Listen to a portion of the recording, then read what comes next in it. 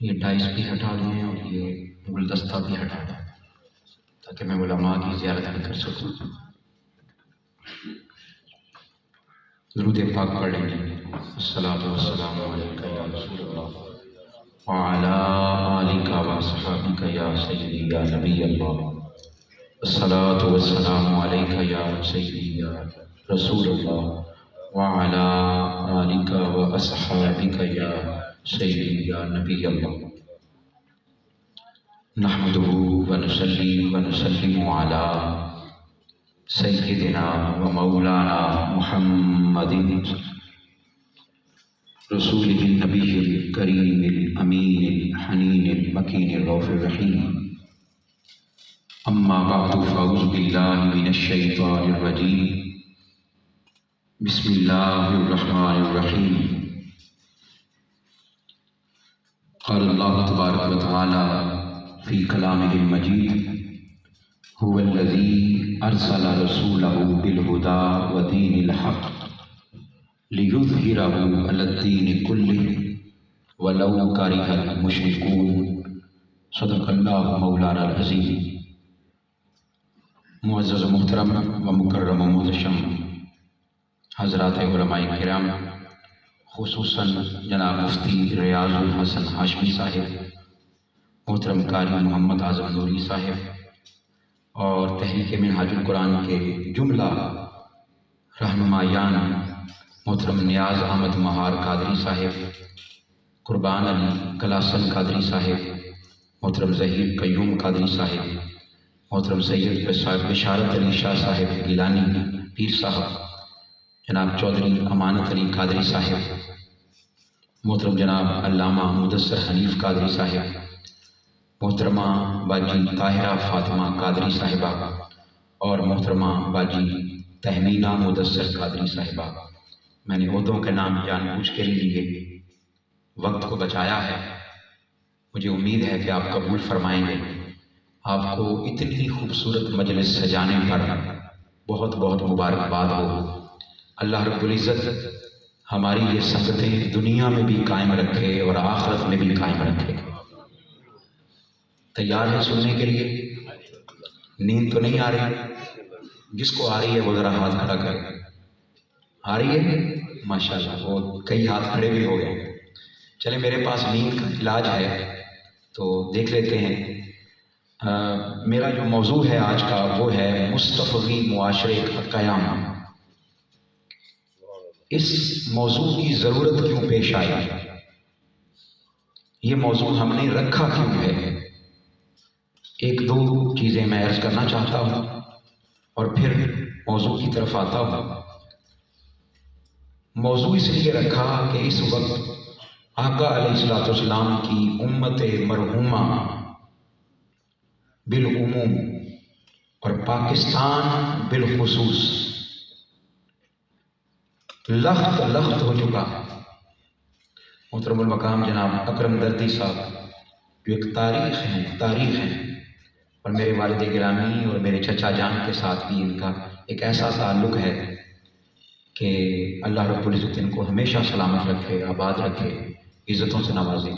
ان کی نعتیں، ان کی ثناءخوانی ہمیشہ کانوں میں گونجتی رہتی ہے۔ تو مستفیض معاشرے کا قیام ضرورت کیوں پیش آئی؟ ہر کسی نے اپنی 1.5 اینٹ کی مسجد الگ بنائی۔ تم میری مسجد میں نہیں آ سکتے، میں تیری مسجد میں نہیں آ سکتا۔ فلاں بھی کافر، فلاں بھی کافر، فلاں بھی کافر، تو مسلمان کون؟ اس کے پاس جانا بھی شرک، اس کے پاس جانا بھی بدعت، فلاں کام بھی شرک، فلاں کام بھی بدعت، تو پیچھے دین پھر بچا کیا؟ یہ وہ بنیادی سوالات تھے جن کو آج کے دور میں ایڈریس کرنا ضروری تھا۔ نہیں ایڈریس کیا جاتا، الا ماشاءاللہ مساجد کے ممبروں سے بھی ایڈریس نہیں کیا جاتا۔ تو تحریک منہاج القرآن کی یہ ذمہ داری ہے کہ اس مشکل وقت میں، کڑے وقت میں اس امت کی رہنمائی کی جائے۔ تو اس لیے اس موضوع کو چنا گیا۔ میں چاہتا ہوں کہ دل کے کانوں سے میری بات کو سنیے گا، دل کے کانوں سے، اور اس کو اپنے دل میں جگہ دیجیے گا۔ سب سے پہلی بات جو آپ کے سامنے عرض کرنا چاہتا ہوں وہ یہ ہے کہ ہم نے یہ موضوع مصطفی معاشرے کا قیام کیوں رکھا، اسلامی معاشرے کا قیام کیوں نہیں رکھا، دینی معاشرے کا قیام کیوں نہیں رکھا؟ یہ معاشرہ اسلامی معاشرہ بھی تو ہے، یہ معاشرہ دینی معاشرہ بھی تو ہے۔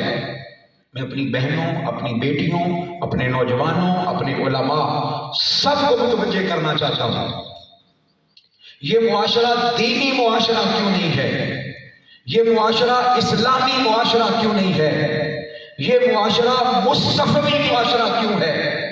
وجہ کیا ہے؟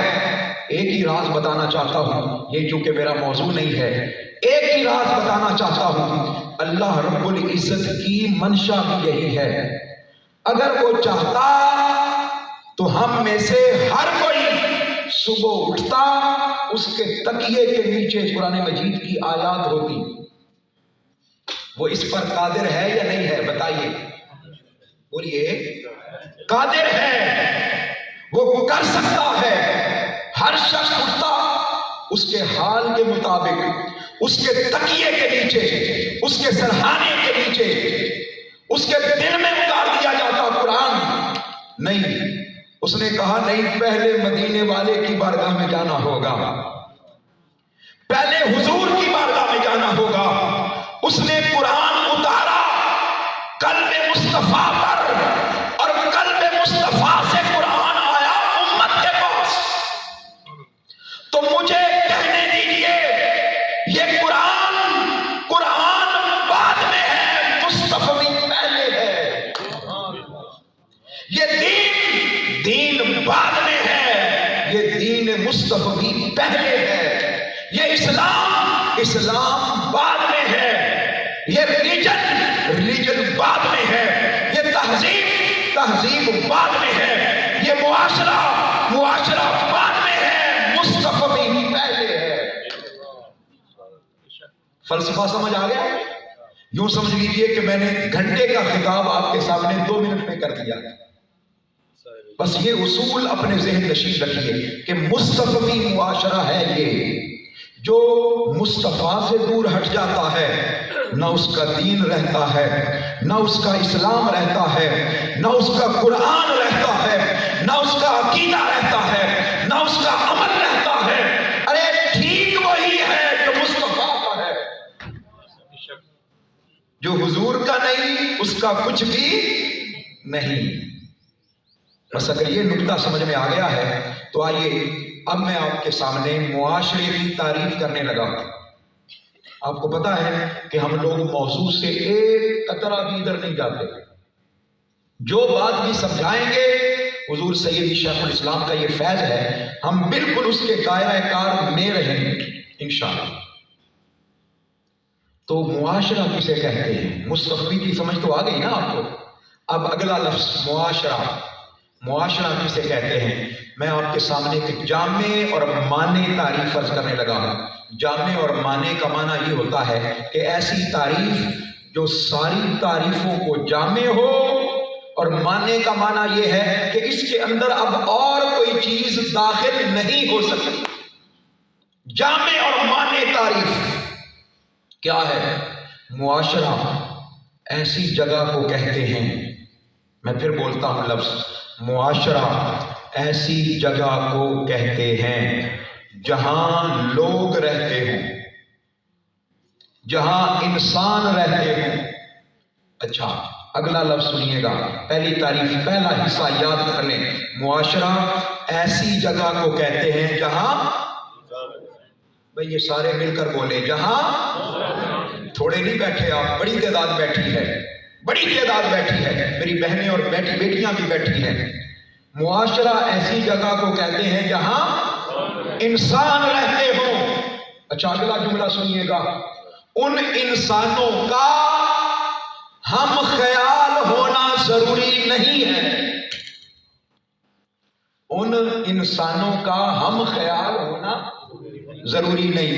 اگلا جملہ سنیے، ان انسانوں کا ایک رنگ کا ہونا بھی ضروری نہیں، ان انسانوں کا ایک نسل کا ہونا بھی ضروری نہیں، ان انسانوں کا ایک برادری کا ہونا بھی ضروری نہیں، ان انسانوں کا، اب دل پر ہاتھ رکھیے گا، ان انسانوں کا ایک مذہب کا ہونا بھی ضروری نہیں، ایک مذہب کا ہونا بھی، بھئی اگر برادری کی بنیاد پر آپ معاشرے کو تقسیم کرتے ہیں تو آپ کہیں کہ جو بٹ ہیں صرف وہی رہ سکتے ہیں، گوندلوں کو، ارائیوں کو، کلاسنوں کو گولیاں مار دیں۔ اگر آپ کہیں کہ صرف پنجابی بولنے والے معاشرے میں رہ سکتے ہیں تو اردو بولنے والے، سرائکی بولنے والے، انگلش بولنے والے، عربی بولنے والے، ان کو اس معاشرے سے پھر نکال دیں۔ بات کو سمجھ آ رہی ہے آپ کو؟ اگر صرف کالوں کا معاشرہ قائم کرنا ہے تو گوروں کو نکال دیں، اور اگر گوروں کا قائم کرنا ہے تو کالوں کو نکال دیں، گولیاں مار دیں، ان کو کاٹ دیں، پھر معاشرہ وہ ہوگا۔ اب ذہن نشین کر لیجئے یہ تعریف، ایسی جگہ جہاں انسان رہتے ہو، اگرچہ ان کی زبان بھی مختلف ہو، اگرچہ ان کا رنگ بھی الگ الگ ہو، اگرچہ ان کا مذہب بھی الگ الگ ہو، ان کی برادری بھی الگ الگ ہو، ان کا دین بھی الگ الگ ہو، ہاں ایک بات ضروری ہے کہ ان کا مفاد ایک ہو۔ ان کا بولیے مفاد ایک ہو۔ میں یہاں پر ایک بات عرض کرنا چاہتا ہوں، اگر اچھی لگے تو قبول کر لیجئے گا، نہ لگے تو کوئی بات نہیں، واپس کر جائیے گا، بڑے گاہک ہیں ہمارے پاس دینے کے لیے۔ وہ بات یہ ہے، اگر معاشرہ مختلف المذاہب لوگوں کو قبول کر سکتا ہے تو مختلف المسالک لوگوں کو قبول کیوں نہیں کر سکتا؟ کیوں نہیں کر سکتا؟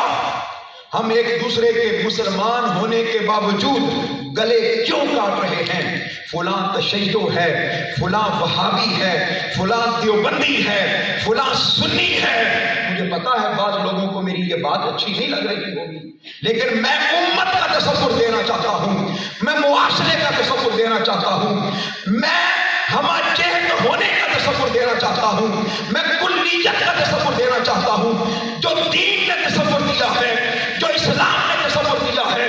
آئیے اس تصور کو اپنے دل میں جگہ دیجئے گا۔ معاشرہ ایسی جگہ کو کہتے ہیں جہاں مختلف الخیال لوگ بھی بستے ہوں، مختلف المذاہب لوگ بھی بستے ہوں، مختلف رنگ کے لوگ بھی بستے ہوں۔ ارے جہاں لوگ ہر نسل کے بستے ہوں، ہر مذہب کے بستے ہوں، ہر مسلک کے بستے ہوں، لیکن ان کا مفاد ایک ہو۔ پھر بولیے، ان کا مفاد ایک ہو، ان کا عقیدہ ایک ہو، ان کا نظریہ ایک ہو، ان کی منزل ایک ہو۔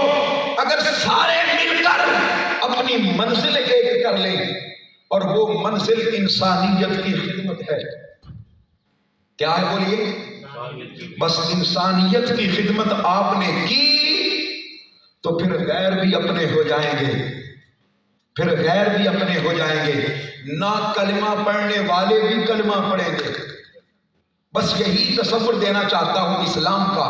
آئیے میں بتانا چاہتا ہوں اب اگلی بات، آقا علیہ السلام کے تشریف لانے سے پہلے اس کائنات میں 9 طرح کے معاشرے موجود تھے۔ تھوڑی سی تاریخ سمجھا دوں آپ کو۔ کتنی طرح کے بولیے؟ 9 طرح کے۔ 9 طرح کے معاشرے موجود تھے حضور کے تشریف لانے سے پہلے۔ اب تاریخ کا مطالعہ کر لیں، وہ کون کون سے معاشرے تھے؟ وہاں ہندی معاشرہ بھی موجود تھا حضور کے تشریف لانے سے پہلے، فونیکی معاشرہ بھی موجود تھا، بازنطینی معاشرہ بھی موجود تھا، رومی معاشرہ بھی موجود تھا آقا علیہ السلام کے تشریف لانے سے پہلے، حبشی معاشرہ بھی موجود تھا، عربی معاشرہ بھی موجود تھا، ہندی معاشرہ بھی موجود تھا۔ یہ مختلف قسم کے 9 معاشرے میرے آقا کے تشریف لانے سے پہلے موجود تھے، اور ان معاشروں کے اندر کوئی معاشرہ بھی کامل صورت میں نہیں تھا، مکمل صورت میں نہیں تھا۔ اگر کچھ لوگ پڑھے لکھے لوگ ڈائریاں لانا چاہیں اگلے دروس قرآن میں تو اجازت ہے، آپ چیزوں کو نوٹ بھی کر سکتے ہیں، رائٹ ڈاؤن بھی کر سکتے ہیں، اپنی زندگی میں معمول بنائیں چیزوں کے لکھنے کا، معمول بنائیں، ذہن میں دل میں اتار کر ہم چیزوں کو محفوظ نہیں رکھ سکتے۔ حضرت امام احمد بن حنبل کا حافظہ کون لے کر آئے کہ 7 لاکھ حدیثیں زبانی یاد، 7 لاکھ حدیثیں زبانی یاد، وہ ہم حافظے کہاں سے لے کر آئے؟ برائلر مرغیاں کھا کھا کے سب کے حافظے ختم ہو گئے، کولڈ ڈرنکس پی پی کے سب کے حافظے ختم ہو گئے، بیماریاں ہمارے اندر راسخ ہو چکی ہیں۔ تو لکھا کریں، چیزوں کو نوٹ ڈاؤن کیا کریں، یہ مواقع بار بار نہیں آتے۔ تحریک منہاج القرآن نسلوں کی حفاظت کرنا چاہتا ہے، تحریک منہاج القرآن نسلوں کی تربیت کرنا چاہتا ہے۔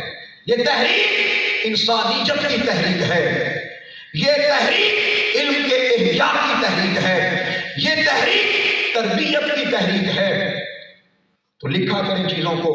9 طرح کے معاشرے موجود تھے، مختلف، اس سے زیادہ بھی موجود تھے، چند میں نے نمونے آپ کے سامنے پیش کیے۔ ان معاشروں میں کوئی معاشرہ بھی حضور کے تشریف لانے سے پہلے کامل نہیں تھا، مکمل نہیں تھا، خرابیاں موجود تھیں، ڈیفیشنسیز موجود تھیں، they were lacking many things، بہت ساری پرابلمز تھی ان معاشروں میں۔ میں چند ایک آپ کے سامنے بیان کرنا چاہتا ہوں، ایک دھندلکی سی تفصیل اور تفصیل آپ کے سامنے پیش کرنا چاہتا ہوں، وضاحت کرنا چاہتا ہوں۔ ان معاشروں میں پہلی خرابی وہ یہ تھی، عورت کی عزت نہیں تھی۔ پھر بولیے کیا نہیں تھی؟ عورت کی عزت ان معاشروں میں نہیں تھی، بیٹی کی عزت نہیں تھی۔ ماں کو عورت خواہ بیٹی کی شکل میں ہو، خواہ ماں کی شکل میں ہو، خواہ بیوی کی شکل میں ہو، خواہ بہن کی شکل میں ہو، عزت نہیں تھی، تکریم نہیں تھی، تکریم نہیں تھی۔ بیٹیوں کو زندہ درگور کیا جاتا تھا، زندہ درگور کیا جاتا تھا۔ اور یہ آپ سمجھتے ہیں یا آپ نے پڑھا ہے کہ صرف عرب معاشرے میں ہوتا تھا؟ نہیں، یہ ہمارے قریب ہندی معاشرے میں بھی یہی ہوتا تھا، رومی معاشرے میں بھی یہی ہوتا تھا، بیٹیوں کو زندہ درگور کیا جاتا تھا۔ پھر رشتوں کا احترام نہیں تھا۔ اگلی بات، رشتوں کا، میں بہت ساری چیزیں چھوڑ رہا ہوں، وقت کم ہے، آپ کو منزل تک پہنچانا چاہتا ہوں۔ رشتوں کا احترام نہیں تھا، ماں کا احترام نہیں تھا۔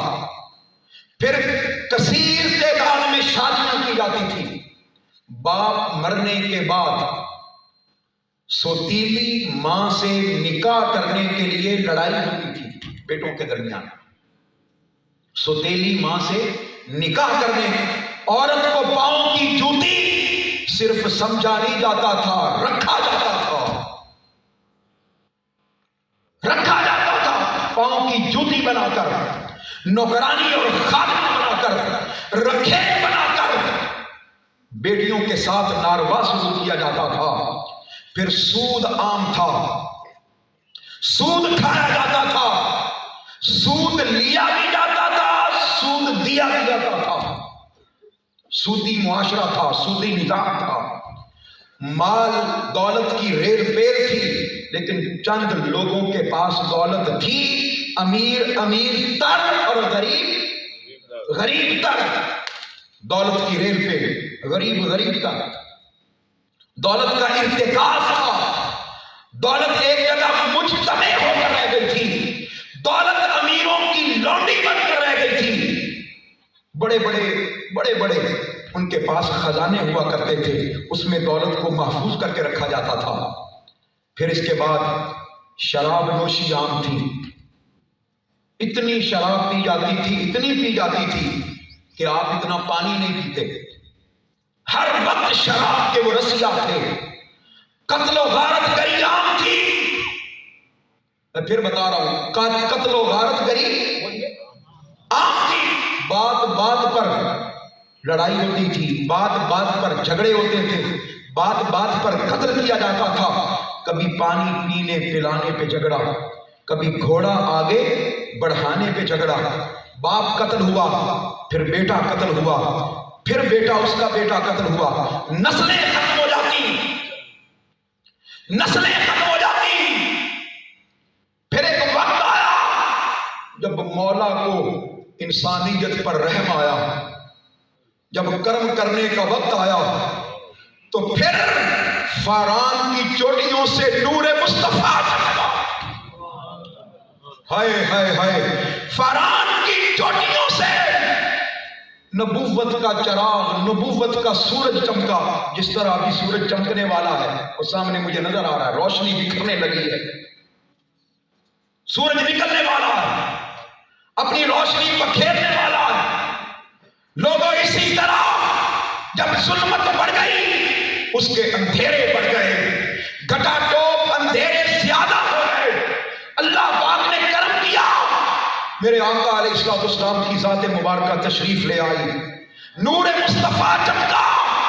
वो चमका, ऐसा चमका कि सारे अंधेरे छट गए, सारे अंधेरे छट गए। गोरे और काले में फर्क न रहा। अब अपनी बात को साबित करना चाहता हूं, गोरे और काले में फर्क न रहा। वालिदैन की इज्जत होने लगी, बेटियों की इज्जत होने लगी, मुआशरे में मुसावात बराबरी का दर्ज दिया जाने लगा। गोरा काले को सीने से लगा रहा है, काला गोरे को सीने से लगा रहा है। अरे मैं उस मुआशरे का फिर क्या बताऊं जहां पर हबशी बिलाल भी सैयदना बिलाल हो गया, सैयदना उमर फारूक। और वो बिलाल जिसको कोई पूछता नहीं था, वो बिलाल काबे की छत पर चढ़ गया आज़ान देने के लिए। अरे वो बिलाल, मस्जिद नबवी का मंजर है, आपको मंजर पेश करना चाहता हूं आपके सामने। हजरत अबू ज़र गिफ़ारी, हुजूर के मालदार सहाबी, मालदार सहाबी, हदीस की किताबें भरी पड़ी हैं। एक दिन उन्होंने कह दिया, यब्न सौदा, या बिलाल, ए काली मां के बेटे।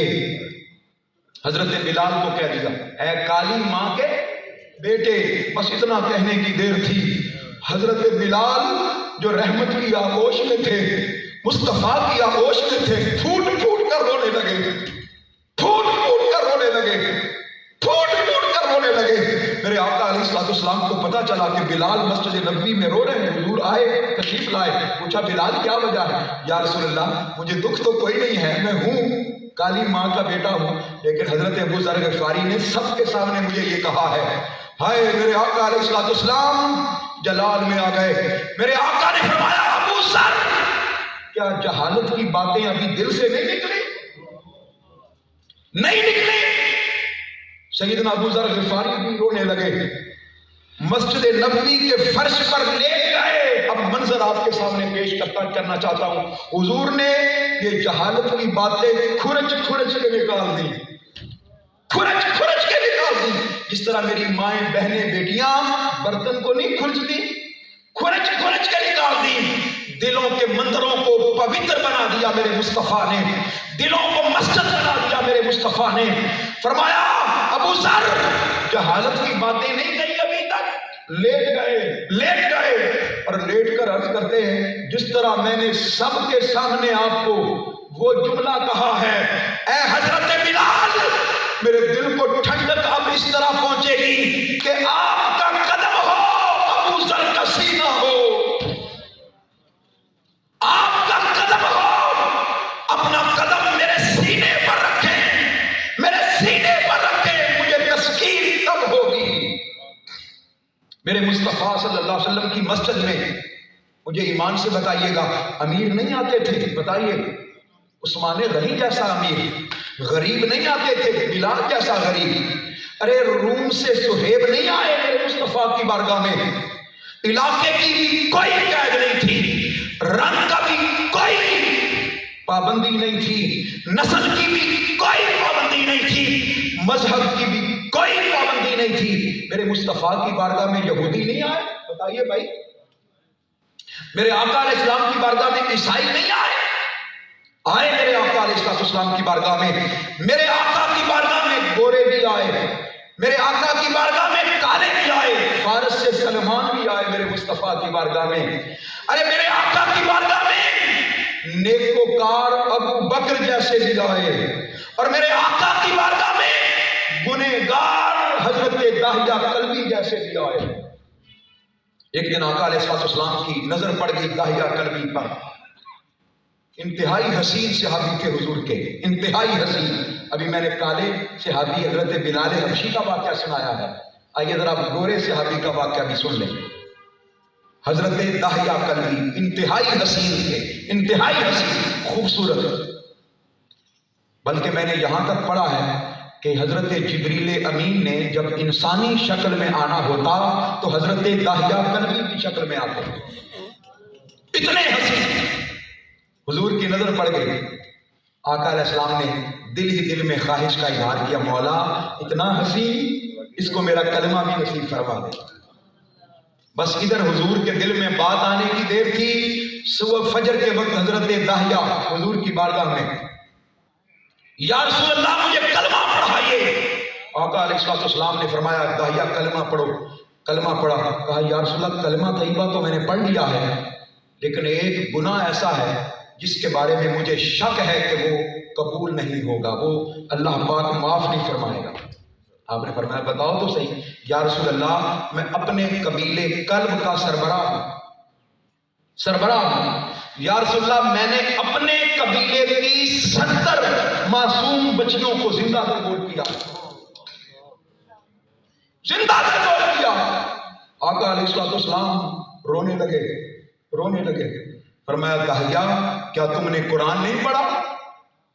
جی یا رسول اللہ حکم فرمائیے۔ فرمایا اللہ پاک نے قرآن میں ایک وعدہ کیا ہے کہ ان اللہ یغفر الذنوب جمیعا، جب کوئی اس کی بارگاہ میں آ جاتا ہے، جب کوئی معافی مانگ لیتا ہے، جب کوئی کلمہ طیبہ پڑھ لیتا ہے، جب اللہ کی بارگاہ میں کوئی حاضر ہو جاتا ہے، اللہ پاک 1 2 3 4 5 نہیں، 10 15 نہیں، وہ سارے گناہوں کو معاف کر دیتا ہے۔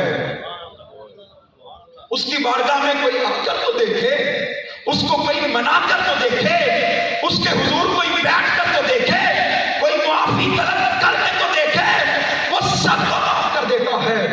حضرت داہیہ کلبی روتے جا رہے ہیں، عرض کرتے ہیں یا رسول اللہ چلے یہ تو معاف ہو جائیں گے، لیکن ایک گناہ ایسا ہے جس کے بارے میں تو مجھے یقین ہے کہ معاف نہیں ہوگا۔ حضور نے فرمایا وہ بھی بتا دو کیا ہے؟ یا رسول اللہ میں کوئی 3 4 سال کے لیے اپنے گھر سے باہر چلا گیا، میری بیوی حاملہ تھی، جب میں واپس آیا دروازے پر دستک دی تو ننھے منھے ہاتھوں نے دروازہ کھولا۔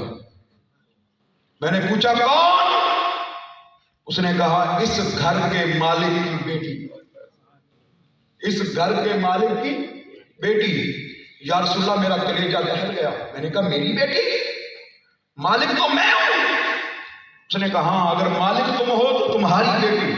یا رسول اللہ میں نے وہی ارادہ کر لیا کہ اس کو بھی تہہ تیگ کر دوں گا، اس کو بھی درگور کر دوں گا، دفن کر دوں گا۔ میں نے بیوی سے کہا، بیوی ٹالتی رہی، یہاں کے ایک دن میں نے بیٹی سے کہا چلو تمہیں بازار لے چلتا ہوں، چلو تمہیں سیر کروا کے لاتا ہوں، چلو تمہیں کھلونے لے کر دیتا ہوں۔ یا رسول اللہ اس کے پاؤں زمین پر نہیں لگتے تھے، کبھی ادھر جاتی کبھی ادھر جاتی، بار بار میری بلائیں لگی۔ یا رسول اللہ وہ تیار ہوگی، چلنے لگی، رستے میں ایک صحرا آیا، کدال میرے پاس تھا، میں نے زمین کو کھودنا شروع کر دیا۔ یا رسول اللہ زمین کھودتا گیا، وہ حیران ہوتی رہی، کہتی بابا جان پہلے ذرا سیر نہ کرائے، یہ ذرا مشکل کام لگتا ہے، کھلونے نہ لے آئے۔ میں بار بار کہتا رہا نہیں بیٹا یہ کام پہلے ہے، ضروری ہے۔ میں جب مٹی اڑتی میرے چہرے پر آتی، اپنی قمیض سے وہ مٹی صاف کرتی، پسینہ صاف کرتی۔ یا رسول اللہ صلی اللہ علیہ وسلم میرے دل میں کوئی نرمی پیدا نہ ہوئی۔ جب گڑا گہرا ہو گیا میں نے اس کو دھکا دیا، وہ گڑے میں گئی، مٹی ڈالنا شروع کر دی، اس کے ٹخنوں تک، اس کے گھٹنوں تک، اس کے سینے تک۔ جب کندھوں تک مٹی آئی اس نے ہاتھ جوڑ دیے، کہا ابا جان آج کے بعد کھلونوں کا مطالبہ بھی نہیں کروں گی، آج کے بعد سیر کا مطالبہ بھی نہیں کروں گی، ابا جان آپ کے قریب بھی نہیں آؤں گی۔ یا رسول اللہ مجھے ذرا رحم نہ آیا، میں نے مٹی ڈالی، چیخیں بلند ہو گئی، چیخیں بلند ہو گئی۔ یا رسول اللہ تھوڑی دیر چیخیں کی آواز آتی رہی، لیکن پھر وہ بھی آنا بند ہو گئی۔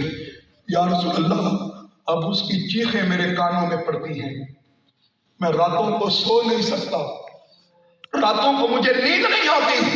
یا رسول اللہ میرے سارے گناہ معاف ہو سکتے ہیں، لیکن یہ گناہ مجھے لگتا ہے معاف نہیں ہوگا۔ آقا علیہ السلام بھی خاموش ہو گئے، خاموش ہو گئے، خاموش ہو گئے۔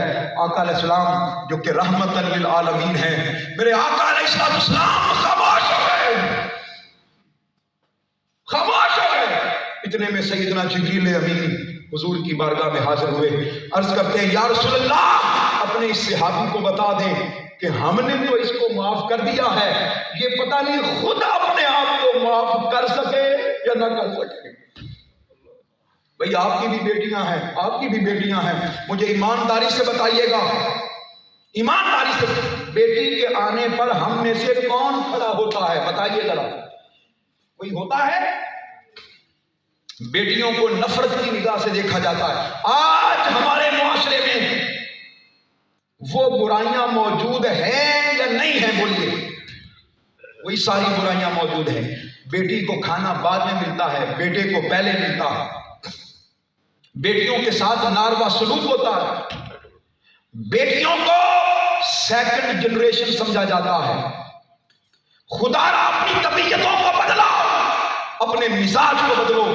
میرے آقا علیہ السلام نے اس معاشرے میں جو بیٹی کو عزت عطا فرمائی، جو بیوی کو عزت عطا فرمائی، جو ماں کو عزت عطا فرمائی، جو بہن کو عزت عطا فرمائی، ارے میرے مصطفیٰ نے اپنے نبوت کے فرض منصبی کو سنبھالنے کے بعد حضرت آمنہ کی قبر پر حاضری دی یا نہیں دی؟ بولیے، دی۔ میرے آقا نے فرمایا اگر زندگی میں ہوتا اور میری ماں بھی زندہ ہوتی، میں نماز پڑھ رہا ہوتا، میری ماں مجھے بلاتی، میں نماز چھوڑ کے آ جاتا۔ میرے آقا نے بیٹی کے آنے پر کھڑے ہو کر بتا دیا، کھڑا ہو کر بتا دیا، لوگا بیٹی کی جگہ قدموں میں نہیں ہے، بیٹی کی جگہ سینے کے ساتھ ہے۔ میرے مصطفیٰ نے سیدہ کائنات کی آمد پر اپنی جگہ چھوڑ کر اور اپنی جگہ پر بٹھا کر بتا دیا، لوگوں بیٹی کی عزت اس طرح کی جاتی ہے۔ بیٹی کا ماتھا چوما، بیٹی کا ہاتھ چوما میرے مصطفیٰ نے۔ میرے آقا علیہ السلام نے بیٹی سے بھی پیار کیا، بیٹی کے بیٹوں سے بھی پیار کی حد کر دی۔ ارے یہ وہ معاشرہ ہے جس معاشرے کی بنیاد میرے مصطفیٰ نے رکھی، رشتوں کے احترام سے رکھی، بیٹیوں کی عزت سے رکھی، خاندان کی میرے آقا علیہ السلام نے عزت کی۔ اور پھر میرے آقا علیہ السلام نے جو مصطفی معاشرے کی بنیاد رکھی، بتانا چاہتا ہوں وہ بنیاد والدین کی عزت اور تکریم سے رکھی۔ چونکہ معاشرہ بنتا ہے خاندان سے، اب جملہ سنیے گا میرا، معاشرہ بنتا ہے، بولیے، خاندان سے، اور خاندان بنتا ہے والدین سے۔ آقا علیہ السلام نے خاندان کے ذریعے، والدین کے ذریعے مصطفی معاشرے کی بنیاد رکھی۔ کیسے رکھی بتانا چاہتا ہوں۔ اللہ پاک نے قرآن مجید فرقان حمید میں 7 جگہوں پر، کتنی جگہوں پر؟ بولیے، 7 جگہوں پر اللہ رب العزت نے جہاں اپنی توحید کا ذکر کیا ہے وہیں پر والدین کا ذکر کیا ہے، اور ساتھ یہ فرمایا وَبِالْوَالِدَيْنِ إِحْسَانًا، والدین کے ساتھ نیکی نہیں کرنی، والدین کے ساتھ احسان کرنا ہے۔ کیا کرنا ہے بولیے؟ یہ ذرا جملہ میرے ساتھ اینڈ تک، جہاں تک مدثر بھائی بیٹھے ہیں اینڈ تک بولے، والدین کے ساتھ کیا کرنا ہے؟ ابھی سب کی آواز نہیں آئی، میری بیٹیاں بھی بولیں، والدین کے ساتھ کیا کرنا ہے؟ میں خالی لچھے دار تقریر کرنے نہیں آیا، مصطفی معاشرہ سمجھانے آیا ہوں۔ والدین کے نیکی کرنے میں اور احسان کرنے میں فرق ہے۔ نیکی ہر کسی کے ساتھ ہو سکتی ہے، جو آپ کے ساتھ نیکی کرے۔ آپ نے میرے ساتھ نیکی کی، بدلے میں میں بھی آپ کے ساتھ کیا کروں؟ نیکی کروں، یہ ہے نیکی۔ اب سنیے احسان کیا ہے۔ اللہ جانتا تھا کہ جب ماں باپ بوڑھے ہو جاتے ہیں، جب ان کے بال سفید ہو جاتے ہیں، جب ان کو بیماریاں گھیر دیتی ہیں، ہو سکتا ہے جانے انجانے میں ان کے منہ سے الفاظ مناسب نہ نکلیں، ہو سکتا ہے ان کو کبھی غصہ آ جائے، ہو سکتا ہے کبھی وہ اپنا ٹمپریچر لوز کر جائے، ہو سکتا ہے کبھی ان کے مزاج میں ترشی آ جائے، ہو سکتا ہے کبھی اولاد کو وہ صحیح طور پر سمجھا نہ پائیں، تو وہ غصے سے بات کریں، آگے اولاد بھی غصے سے بات کرے۔ نہیں، اللہ پاک نے منع فرما دیا، فرمایا لوگوں اپنے والدین سے نیکی نہیں احسان کرنا، وہ بظاہر تمہارے ساتھ اچھے لہجے میں گفتگو نہ بھی کریں، بظاہر تمہارے ساتھ اچھا سلوک نہ بھی کریں، تم ان سے اچھا سلوک ہی کرتے رہنا۔ تم ان سے بولیے، یہ کیا جملے ہوئے کہ ابا جی تانوں تے پتہ ہی کوئی نہیں، ابا جی تانوں کی پتا، ایویں ہر وقت بولتے رہتے ہو، ابا جی اپنی جگہ تے رہا کرو، ابا جی خاموش ہو جاؤ، خدا را میری بیٹیاں بھی، میری بہنیں بھی، میرے بھائی بھی اپنی زبانوں سے یہ جملے نکال، ابا جی آپ ہی سب کچھ ہیں، ابا جی جیسے آپ کہیں گے ویسے ہی ہوگا۔ باپ کا دل اس کے کلیجے میں ٹھنڈ پڑ جاتی ہے۔ کبھی باپ کے پاس بیٹھ کر تو دیکھو، کبھی ماں کے پاس بیٹھ کر تو دیکھو، جب 15 شعبان آتی ہے، جب 27 آتی ہے، جب رمضان آتا ہے، لوگ لوگوں سے معافیاں مانگتے ہیں یا نہیں مانگتے؟ بتائیے، مجھے معاف کر دیں، مجھے معاف کر دیں، بڑی غلطیاں ہو گئی ہیں مجھ سے، بخشش کا مہینہ آ رہا ہے، مجھے معاف کر دیں۔ کاش اپنی ماں سے بھی معافی مانگی ہوتی، کاش اپنے باپ سے بھی معافی مانگی ہوتی، کبھی اپنی ماں کی بارگاہ میں بیٹھ کر اس کے پاؤں کو بھی دبایا ہوتا، اپنے والد بوڑھے والد کے پاؤں کو بھی دبایا ہوتا۔ خدا را جس دن میں نے آپ نے یہ کام کر لیا، اس دن مصطفی معاشرے کا آغاز ہو جائے گا۔ بیٹیوں کی عزت کریں اور ماں باپ کی عزت کریں۔ کتنی چیزیں ہو گئی؟ 2 چیزیں۔ تیسری چیز بڑی امپورٹنٹ، وہ یہ ہے فحاشی، عریانی اور حرام کاری سے بچ جائیں۔ میں چونکہ میرا تعلق منہاج القرآن سے ہے، اگرچہ میری بیٹیاں موجود ہیں، اگرچہ میرے بھائی موجود ہیں نوجوان، لیکن چند باتیں آپ سے ننگی کرنا چاہتا ہوں، کھلی کرنا چاہتا ہوں۔ فحاشی سے، عریانی سے، بے حیائی سے بچ جائیں، بچ جائیں، بچ جائیں۔ پہلے معاشرے تباہ ہو گئے، برباد ہو گئے فحاشی کی وجہ سے۔ وہ کپڑے اتارنا ان کے ہاں کوئی آر نہیں تھا، ننگا ہونا ان کے ہاں کوئی آر نہیں تھا، نہیں آر تھا، بلکہ وہ کعبے کا طواف بھی ننگے ہو کر کرتے تھے۔ کعبے کا طواف بھی بولیے عرب کو لباس پہن کر آتے تھے، لیکن جب کعبہ میں آتے لباس اتار دیتے تھے، ننگے ہو جاتے تھے۔ خدا را آج میں اس درس قرآن میں یہ بات پہنچانا چاہتا ہوں آپ لوگوں کو، لوگوں اپنی نگاہوں کو نیچے کر لو، غض بصر کر لو۔ میری بیٹیاں، میری بہنیں اپنا لباس پورا کر لیں، اپنے لباس کو اچھا کر لیں، اپنے اندر شرم و حیا پیدا کر لیں۔ خدا را اپنی نسلوں کی حفاظت کریں، نسلوں کی حفاظت کریں۔ اللہ پاک نے قرآن مجید میں سورہ نور میں 2 سورتیں یاد کر لیں، سورہ نور اور سورہ یوسف۔ کتنی سورتیں بولیے؟ 2۔ سورہ نور اور ترجمے کے ساتھ پڑھیں، اپنے بچوں کو، اپنی بچیوں کو پڑھائیں، یاد کروائیں، پڑھائیں، شرم و حیا کا پیکر بنائیں۔ سورہ نور، اس کے اندر لنگوٹ کی حفاظت کا حکم ہے۔ کس کا بولیے؟ شرمگاہ کی حفاظت کا حکم ہے۔ اور سورہ یوسف، اس کے اندر معاشرت کے اصول اور قوانین بیان ہوئے ہیں، معاشرت کے، کہ مستقبی معاشرہ کیسے بن سکتا ہے، اس کے اصول بیان ہوئے۔ یہ 2 صورتیں اپنی زندگی میں شامل کریں۔ اللہ رب العزت نے قرآن مجید میں فرمایا قل للمؤمنین یغضوا من ابصارہم، اے پیارے محبوب مومن مردوں سے کہہ دیں کہ اپنی نگاہوں کو کیا کریں، یہ جملہ بھی میرے ساتھ بولیں، اپنی نگاہوں کو کیا کریں، جھکا لیں۔ یہاں سے مستفوی معاشرے کا آغاز ہوتا ہے۔ ہم جب بھی پردے کی بات آتی ہے ہم سارا لیکچر کس کو دیتے ہیں؟ خواتین کو، بیویوں کو۔ اللہ پاک نے لیکچر کس کو دیا ہے؟ مردوں کو دیا ہے، مردوں کو۔ ارے ہمارا تو نظریہ بن گیا ہے عورت کو تکنا، عورت کو گھورنا۔ وہاں سے بیٹی آ رہی ہو نا، وہاں سے ہم اس کو بڑے غور سے دیکھنا شروع کرتے ہیں، دیکھتے جاتے ہیں، وہ گزرتی جاتی ہے بیچاری، دیکھتے جاتے ہیں اور اس کو گھر چھوڑ کے آتے ہیں۔ ایسا ہے کہ نہیں بتائیے؟ ایسا ہی ہے۔ اور پھر وہ بیٹی کہتی ہے بابا میں نے آج اس رستے سے نہیں جانا، وہاں کچھ اوباش کھڑے ہوتے۔ ہائے ہائے ہائے، بیٹی رستہ بدل لیتی ہے۔ رستہ انسان کتوں کی وجہ سے بدلتا ہے۔ رستہ انسان کس کی وجہ سے بدلتا ہے؟ کتوں کی وجہ سے، کہ فلاں گلی میں فلاں محلے میں کتا ہے، وہ بھونکتا ہے، لہذا میں رستہ بدل لیتا ہوں۔ کاش ہمیں سمجھ آ جائے یہ بات۔ اگر میری ماں، میری بہن، میری بیٹی کسی کی وجہ سے اپنا رستہ بدل رہی ہے تو پھر آپ میں، مجھ میں اور کتے میں کوئی فرق نہیں ہے، کوئی فرق نہیں ہے۔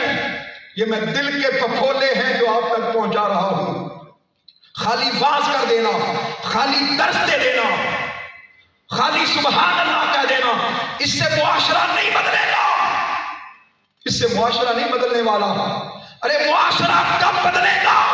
جب ہم اپنی نگاہوں کو نیچے کر لیں گے، جب اپنے اندر شرم و حیا، اور بیٹیاں بھی اپنے لباس کی حفاظت کریں۔ جی وہ میری بیٹی میرے قابو میں نہیں رہی، اب کاش تم نے بچپن میں تربیت کی ہوتی جب وہ چھوٹی سی تھی، کاش تم نے بچپن میں اس کو سکارف پہنایا ہوتا، کاش اس کو کم بازو والی قمیض نہ پہنائی ہوتی، غرارے نہ پہنائے ہوتے۔ پہنائے لیکن پورے لباس والے پہنائے، فل بازو والے پہنائے۔ اب تو ڈینگی نے بھی سمجھا دیا، اب تو ڈینگی نے بھی سمجھا دیا، اب تو کورونا نے بھی سمجھا دیا کہ چہرے کو ڈھانپ لو۔ ارے جب دل نہیں کانپتے تو زمین کانپ جاتی ہے، دل جب نہیں کانپتے تو زمین کانپ جاتی ہے۔ یہ زلزلے کیوں آ رہے ہیں؟ یہ بے موسمی بارشیں کیوں آ رہی ہیں؟ یہ جھکڑ اور آندیاں کیوں چل رہی ہیں؟ یہ سمجھا رہے ہیں کہ لوگوں اپنی نگاہوں کی حفاظت کر لو، لوگوں اپنے ماں باپ کی عزت کر لو، لوگوں کے ایمان کی حفاظت کر لو۔ کتنی چیزیں ہو گئی؟ 3 چیزیں۔ اپنے مالی معاملات کو درست کر لیں۔ میں بڑی تیزی کے ساتھ جا رہا ہوں، بڑی تیزی کے ساتھ۔ اپنے 10 منٹ میرے پاس باقی ہیں اور میں نے پیغام دینا ہے آپ کو۔ اپنے مالی معاملات کو درست کر لو، سود خوری سے اپنے آپ کو روک لو، اپنے اوپر حرام کرا دو۔ یہ سود کب لیتا ہے انسان؟ جب اس کے اندر سے رحم ختم ہو جائے۔ کیا ختم ہو جائے؟ رحم ختم ہو جائے۔ جب اس کو ہر بندہ کلائنٹ نظر آنا شروع ہو جائے، ہر بندہ، یہ بھی کلائنٹ، وہ بھی کلائنٹ، وہ بھی کلائنٹ، وہ بھی کسٹمر، وہ بھی کسٹمر۔ نہیں، اپنے معاشرے میں سود کو ختم کر دو، قرضے ہنسنا شروع کر دو۔ کوئی شخص ضرورت مند آپ کے پاس آیا، سود کیا ہے؟ سود کیا ہے سن لیں۔ کوئی شخص آیا، اس کو 1 لاکھ کی ضرورت ہو، آپ کہیں بھی میں لاکھ تو دے رہا ہوں لیکن جب تم مجھے واپس کرو گے نا تو یہ 1,10,000 واپس کرو گے، 10,000 میں پروفٹ لوں گا۔ یہ سود ہے، یہ سود ہے، یہ سود ہے۔ اس کے چہرے پر مجبوری دیکھو۔ بس سودی معاشرے میں مجبوریاں نظر نہیں آتی، بس یہ بات بتانا چاہتا ہوں۔ سودی معاشرے میں رحم نظر نہیں آتا، سودی معاشرے میں دل میں ملاطفت پیدا نہیں ہوتی۔ بس بتانا چاہتا ہوں، عرض کرنا چاہتا ہوں، ایک دوسرے سے محبت کرو۔ اللہ پاک نے قرآن مجید میں فرمایا کہ جو لوگ سود کھاتے ہیں کل قیامت کے دن ला यकूमून, वो खड़े नहीं हो पाएंगे अल्लाह के हुजूर। सूद खाने वाला, सूद लेने वाला, सूद देने वाला कल कयामत के दिन अल्लाह के हुजूर खड़ा, भगदड़ मच जाएगी, वो पांव के नीचे कुचला जाएगा, खड़ा नहीं होगा। हाँ, जब खड़ा होने की कोशिश करेगा तो इस तरह खड़ा होगा, कमा यतखब्बतहु शैतान, जिस तरह किसी को शैतान ने छू कर पागल कर दिया हो, शैतान ने छू कर बावला कर दिया हो, वो इस तरह हो जाएगा। तो अब गिन लें जो जो बुराइयां मैंने अर्ज कर दी हैं। लोगों, माँ बाप की इज्जत करो, यार मेरे साथ बोलते जाए। माँ बाप की क्या करो? इज्जत करो। बहन बेटी की इज्जत करो। मुआशरे से सूद का खात्मा कर दो, फुहाशी उरियानी का खात्मा कर दो, सूद का खात्मा कर दो। एक दूसरे पर इल्जाम ना लगाओ, एक दूसरे पर तोहमत ना लगाओ, एक दूसरे को बुरा भला ना कहो, एक दूसरे को बुरे नामों से ना पुकारो, बुरे नामों से ना पुकारो, बुरे अलकाब से ना पुकारो, एक दूसरे पर फख्र ना करो, मैं ये, मैं वो, मेरा घर ये, मेरा खानदान ये, फख्र ना करो। लोगों, अपनी तबीयतों में तब्दीली लेकर आओ। जिस दिन तुम्हारी तबीयतों में तब्दीली आ गई, उसी दिन इस मुआशरे में इनकलाब करेगा। मेरा आपसे सवाल है, अब मैं चंद सवाल करना चाहता हूं, गुफ्तगू को खत्म करना चाहता हूं। मेरा सवाल ये है, वो बुराइयां जो पहले मुआशरों में मौजूद थी, वो बुराइयां आज के मुआशरे में मौजूद हैं कि नहीं? बोलिए जरा। हैं। इस मुआशरे में माँ बहन बेटी की इज्जत महफूज है? नहीं है। सूद खत्म हो चुका है? बोलिए भाई। और इतने जोर शोर से पूरा निजाम ही सूदी है, निजाम ही सूदी है। इस मुआशरे में मुझे ईमानदारी से बताइएगा, सूद का खात्मा नहीं हो सकता। मिर्चों की जगह पर पिसी हुई ईंटें मिलती हैं या नहीं मिलती? बोलिए जरा। हल्दी की जगह कुछ और मिलता है, नमक की जगह कुछ और मिलता है, दूध की जगह सर्फ मिला पाउडर मिलता है, मुर्गी की जगह कुछ और मिलता है। अंतड़ियां खिला खिला कर उसको पता नहीं क्या बना के आपके सामने पेश किया जा रहा है।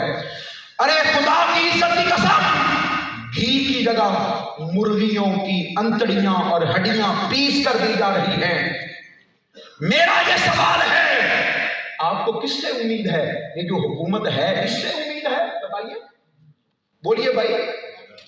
अच्छा चले, ठीक है, इससे तो उम्मीद नहीं। जो जिसकी उम्मीद है आपको कि अब आने वाली है, उससे उम्मीद है? बोलिए। नहीं, उससे भी उम्मीद नहीं है। मुझे तो नहीं है, हो सकता है आपका कोई हुस्न ज़न हो, आपका हुस्न ज़न हो। 3 साल आपने उनको भी देख लिया, फिर क्या करना पड़ेगा? बस पैगाम देना चाहता हूं, बताना चाहता हूं, फिर क्या करना पड़ेगा? ये मंजिल कैसे मिलेगी? ये मुस्तफ़वी मुआशरा कैसे मिलेगा? हमारे यहाँ उलमा भी ये बात नहीं बताते। दीन 2 है, दीन के 2 हिस्से हैं। एक है मामूल बेही और एक है मयारी दीन। मामूल बेही वो है नमाज, रोज़ा, हज, ज़कात। हमारे मिंबरों से ज़्यादा ये बताया जाता है कि भाई गाड़ी इतनी होनी चाहिए, ज़्यादा से ज़्यादा ये बताया जाता है भी आपने अमामा शरीफ बांधना है तो ऐसे बांधना है। सुन्नतें ये हैं, ये काम कर लो, नमाज पढ़ लो, रोज़ा रख लो, हज कर लो, ज़कात दे लो, शलवार जरा टखनों से ऊपर कर लो। इसके अलावा इल्ला माशाअल्लाह हमारे उलमा भी जिम्मेदारी अदा नहीं कर रहे। जो चंदा ज्यादा दे उसके साथ, यहां से फंड ज्यादा आ जाए उसके साथ, माजरत के साथ मैं चंद कड़वी बातें करना चाहता हूं। जो चंदा ज्यादा दे उसका इश्तिहार बन जाता है। खुदारा समझे इस बात को, जाने इस बात को, कहीं ऐसा ना हो पानी पुलों से गुजर जाए, पानी पुलों से गुजर जाए, गुजर चुका है बल्कि गुजर जाता है। आप फिर मुझसे पूछेंगे कि उम्मीद किससे है? अलामा साहेब बताना चाहता हूं, एक ही मर्द कलंदर है जिसका नाम शेख इस्लाम डॉक्टर मोहम्मद ताहिर कादरी है, जिसने 40 साल से इस कौम को बता रखा है लोगों इलेक्शनों से कोई तब्दीली आने वाली नहीं है, कोई चेंज आने वाला نہیں ہے. کیا کرنا ہوگا؟ اس نظام کو بدلنا ہوگا، اس سسٹم کو بدلنا ہوگا، اس نظام کو تبدیل کرنا ہوگا.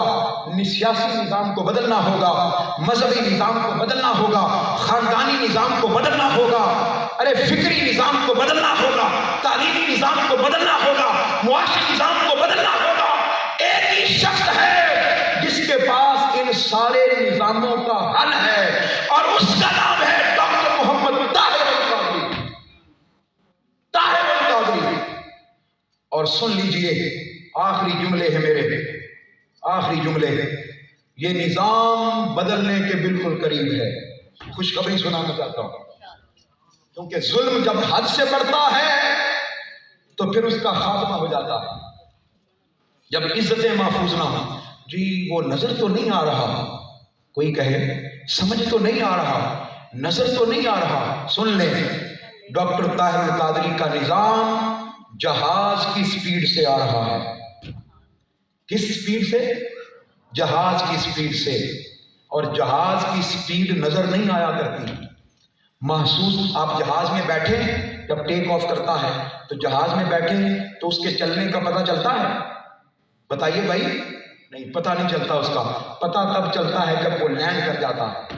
ہاں، ٹرین کی آواز آتی رہتی ہے، کھڑ کھڑ اور بڑ بڑ شور، اور پھر پتہ چلتا ہے کہ ٹرین لیٹ ہو گئی.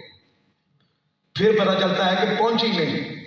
پھر پتہ چلتا ہے کہ اس کی بوگیاں ختم ہو گئی، اس کا انجن فیل ہو گیا، کراس پڑ گیا. بتانا چاہتا ہوں، ڈاکٹر طاہر القادری نے زمینی راستے سارے آزما لیے ہیں، سارے آزما لیے ہیں. ٹرین کا راستہ بھی آزما لیا، بس کا راستہ بھی آزما لیا، تانگا اور کھوتی ریڈی کا راستہ بھی آزما لیا.